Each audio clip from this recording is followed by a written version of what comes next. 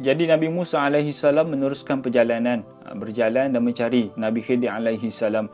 Jadi Allah dah bagi petanda kepada Nabi Musa alaihi salam, sekiranya ikan yang kamu bawa tu jatuh daripada tempatnya, maka di situlah tempat Nabi Khidir alaihi salam ataupun tempat hamba aku berada. Jadi bila sampai di satu tempat, maka betul lah ikan tu keluar daripada tempatnya dan Nabi Musa alaihi salam bertemu dengan Nabi Khidir alaihi salam, dan Nabi Musa ni pergi menyapa Nabi Khidir alaihi salam dan memberi salam. Dan Nabi Musa ni memperkenalkan diri kepada Nabi Khidir alaihi salam, aku ni Musa. Maka jawab Nabi Khidir, Musa Bani Israel. Maka dekat sini para ulama mengatakan dua pandangan. Yang pertama sekali, Allah telah beritahu kepada Nabi Khidir alaihi salam, sesungguhnya Nabi Musa ni akan datang daripada Bani Israel, akan bertemu dengan kamu. Yang kedua, boleh jadi kerana Bani Israel ni di antara Bani yang sangat-sangat besar, dan nama Nabi Musa tu sendiri dah masyhur dalam kalangan masyarakat setempat pada ketika itu. Maka tak lama kemudian Nabi Musa pun memberitahu hajatnya untuk bertemu dengan Nabi Khidir alaihi salam. Aku nak belajar dengan kamu, wahai Nabi Khidir alaihi salam. Maka jawab Nabi Khidir, kamu tak akan mampu dan kamu tidak akan bersabar dengan ilmu yang aku ada, kerana ilmu aku ni lain daripada yang lain. Aku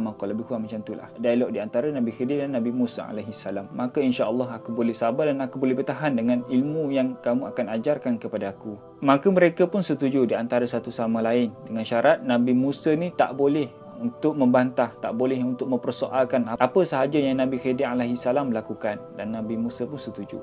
Dan mereka ni meneruskan perjalanan, dan mereka ni nak menaiki satu sampan. Bila mereka menaiki satu sampan nak ke satu destinasi, maka bila sampai ke destinasi yang mereka nak tuju tu, sebelum mereka ni turun daripada sampan tu, Nabi Khidir ni merosakkan sampan tersebut, menebuk sampan sehingga bocor. Maka terkejut Nabi Musa alaihi salam, dan Nabi Musa mengatakan, apa yang telah kamu lakukan wahai Khidir alaihi salam? Maka Nabi Khidir kata, bukankah tadi kamu dah berjanji yang kamu tidak akan mempersoalkan dan kamu tidak akan bantah apa sahaja yang aku lakukan? Kerana kita kena faham sifat para nabi dan sifat para rasul. Mereka ni bila nampak sesuatu kemungkaran di hadapan mata mereka, mereka ni akan tegur, mereka akan menegurnya, mereka akan cuba nasihat akan kemungkaran tersebut. Dan begitu juga Nabi Musa alaihi salam. Maka bila Nabi Musa ni diingatkan oleh Nabi Khidir alaihi salam, maka Nabi Musa berkata, minta maaf. Dan mereka ni meneruskan satu perjalanan lagi. Maka bila meneruskan satu perjalanan, mereka ni sampai dalam satu kawasan kampung. Dalam kampung tu ada sekumpulan kanak-kanak ni sedang bermain, dan Nabi Khidir alaihi salam mengambil satu kanak-kanak daripada mereka dan pergi bawa tempat yang tersembunyi lah, mungkin diikuti oleh Nabi Musa alaihi salam. Tak lama kemudian bila sampai sahaja di tempat tu, maka Nabi Khidir alaihi salam terus membunuh kanak-kanak tersebut, membunuh budak tersebut. Maka kali kedua Nabi Musa alaihi salam terkejut. Terkejutlah Nabi Musa alaihi salam, dua kali terkejut. Wahai Khidir alaihi salam, apa yang telah kamu lakukan? Ini adalah satu pembunuhan. Kalau tadi kita boleh mungkin boleh consider lah, mungkin rosakkan sampan, ini membunuh. Maka Nabi Musa pun seolah-olah bertegas sikit dengan Nabi Khidir alaihi salam.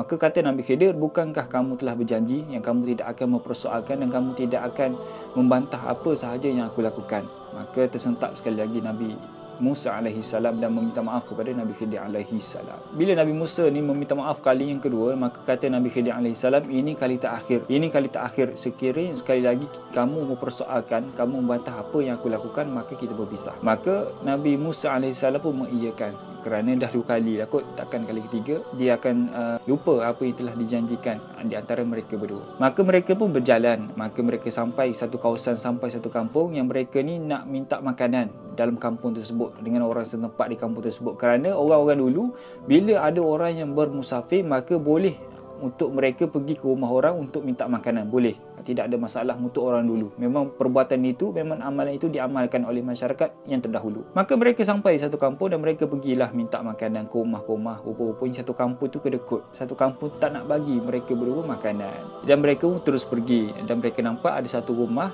yang dinding rumah tu hampir nak roboh, hampir nak hancur, rumah yang usang.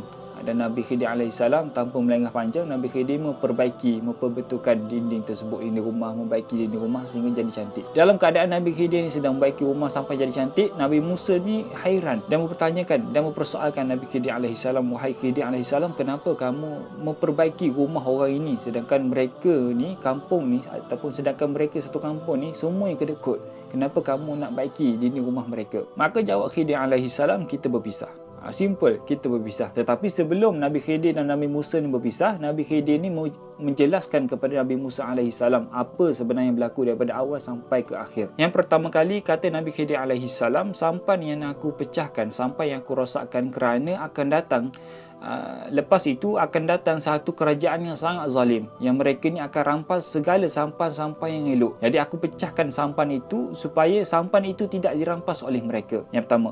Yang kedua, kanak-kanak yang aku bunuh tu kerana sekarang kanak-kanak itu ibu ayahnya adalah seorang yang soleh dan solehah yang beribadah kepada Allah Subhanahu Wa Taala. Tetapi bila kanak-kanak ni sudah dewasa, kanak-kanak sudah besar, kanak-kanak ni menjadi seorang yang sangat-sangat jahat, sehingga kan meninggalkan agama yang dibawa oleh ibu dan ayah mereka. Dan yang ketiga, kenapa aku membaiki dinding rumah orang tersebut? Kerana di dalamnya ada orang yang yatim piatu dan harta itu disimpankan untuk mereka, dan harta itu disimpan daripada moyang-moyang mereka, dan moyang-moyang mereka merupakan orang yang soleh dan solehah, dan sehingga kan hari ini harta orang yang soleh-solehah dijaga oleh Allah Subhanahu Wa Taala. Itulah disebabkan aku memperbaiki dinding tersebut. Maka itu kisah di antara Nabi Musa dan Nabi Khidir alaihi salam. Itu sahaja perkongsian saya untuk kali ini. Semoga perkongsian kali ini memberi manfaat kepada anda semua. Assalamualaikum warahmatullahi wabarakatuh.